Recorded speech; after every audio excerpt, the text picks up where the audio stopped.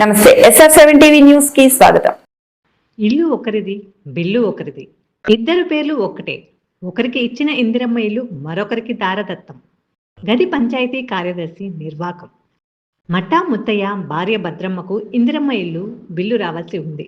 అయితే మట్టా ముత్తయ్య భార్య రాజమ్మకు ఇందిరమ్మ ఇల్లు కట్టివ్వడం జరిగింది. సదరు పంచాయతీ కార్యదర్శి ఏ మల్లికార్జునరావు ప్రభుత్వ అధికారుల నిర్వాకం ఇలా ఉంది. బిల్లు ఒకరికి, ఇల్లు ఇంకొకరికి అన్నట్టు. అసలు విషయం తెలుసుకుందాం పదండి. భద్రాద్రి కొత్తగూడెం జిల్లా దుమ్ముగూడెం మండలం పెద్దనల్లిబల్లి గ్రామంలో పంచాయతీ కార్యదర్శి చేసిన నిర్వాకం అంతా ఇంతా కాదు.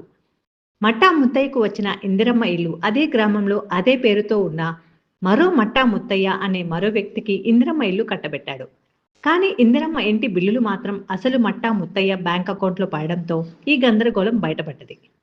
దీంతో అసలు ముత్తయ్యకు ఎసరు పడ్డదని అర్థమై జరిగిన ఘోరాన్ని మీడియాతో పంచుకున్నాడు. తనకు రావాల్సిన ఇల్లును మరొకరికి కట్టివ్వడం, అసలు ముత్తయ్య లబోదిబోమంటూ మీడియాను ఆశ్రయించి జరిగిన విషయాన్ని తెలియజేశాడు. మరి ఇప్పుడు కట్టిన ఇల్లు ఎవరిది, పడ్డ బిల్లు ఎవరిది అనేది పెద్ద సమస్యగా తయారైంది. జరిగిన అన్యాయాన్ని కార్యదర్శిని వివరణ అడగగా టెక్నికల్ ఇష్యూ అంటూ జరిగిన తప్పిదాన్ని ప్రభుత్వంపై పెట్టి కప్పిపుచ్చుకునే ప్రయత్నం చేశారు. ఇందుకు ఏ ముత్తయ్యకు న్యాయం జరిగింది, ఏ ముత్తయ్యకు అన్యాయం జరిగింది అనేది ఇక ప్రభుత్వమే నిర్ణయం తీసుకోవాల్సిన పరిస్థితి ఏర్పడింది. ఈ మీడియా సమావేశంలో మట్టా నరసింహరావు, వాగి కృష్ణ, వార్డ్ మెంబర్ పూసం నాగమణి, మట్టా అర్జున్, పాయం వెంకటేష్, ఊడుగుల నిరంజన్ రావు, నక్కా శిల్వకుమార్ తదితరులు పాల్గొన్నారు. Reporting SR7 TV news, Dummugudem మండలం. రిపోర్టర్ పరిషిక గోపాలకృష్ణ.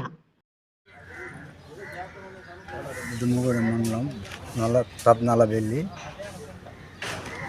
నేను అక్కడ కూర్చొని ఉంటే తీసుకెళ్ళి ఇద్దరు మనుషులు వచ్చి తీసుకెళ్ళి మీరు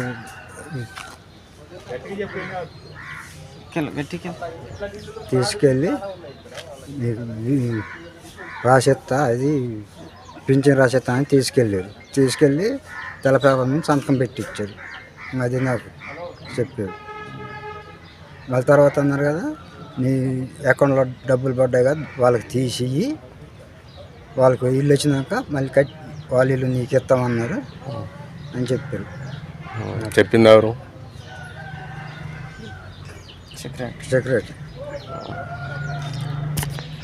వీళ్ళ మా మామగారు మట్ట ముత్తయ్య అనే ఇల్లును అవతల మట్ట ముత్తయ్య అనే ఆయనకి ఇచ్చేసి పోయినప్పుడు మరి 18కి ఎప్పటికో బిల్లు పడ్డదని మా మామయ్యని 2-3 సార్లు వచ్చి బండి ఎక్కించుకొని తీసుకుని వెళ్ళి వచ్చిన తర్వాత మా మామయ్యని నీకు పింఛన్ ఇప్పిస్తానని వైట్ పేపర్ మీద సైన్ చేయించారు. వేలిముద్ర వేయించి ఇంటికి తీసుకొచ్చిన తర్వాత బిల్లు పడ్డది. వాళ్ళకి ఇల్లు వచ్చిన తర్వాత నీకు కట్టిస్తాం, నీ ఇల్లు వాళ్ళకి ఇవ్వమని సెక్రటరీ చెప్పడం జరిగింది. మా మామయ్య తెలియక ఇక్కడ ఊర్లో ఉన్న తెలిసిన వ్యక్తుల ద్వారా సమాచారం తీసుకుని అందుకుంటే అది నీకు వచ్చిన ఇల్లే, వాళ్ళకి రాదు అని చెప్పారు. మళ్ళీ అదే విషయం నేను సెక్రటరీని అడిగితే ఆధార్ కార్డు మిస్టేక్ వల్ల జరిగిందని చెప్పారు. ఆధార్ కార్డు మిస్టేక్ అయితే మరి అకౌంట్ కూడా మిస్టేక్ అవ్వదు కదమ్మా అనేసరికి, లేదమ్మా ఇది అక్కడ మిస్టేక్ జరిగింది, మీకు ఇల్లు వచ్చే బాధ్యత నేను చేస్తానని నిన్న బ్యాంకు కాడికి మేము 20,000 అంటే ఓన్లీ డబ్బులు తీసుకుందామని వెళ్ళాం.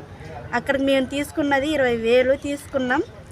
మా వెనక సెక్రటరీ వచ్చేసి నా పర్మిషన్ లేకుండా మీరు బిల్లు తీసుకోవడానికి అవ్వదు, నేను చెప్తేనే తీసుకోవాలని అక్కడ హోల్డ్లో పెట్టించారు. మేము అదే పని మీద మిమ్మల్ని వచ్చేసి వేరే ఇక్కడ వేలు నొక్కిచ్చే కాడ మా మామయ్యని వేలు పెట్టించా ఉన్నాయని చెప్పారు. అవి తీద్దామని చూస్తే హోల్లో పెట్టేసిండు, రానిచ్చుకోకని చేసిండు.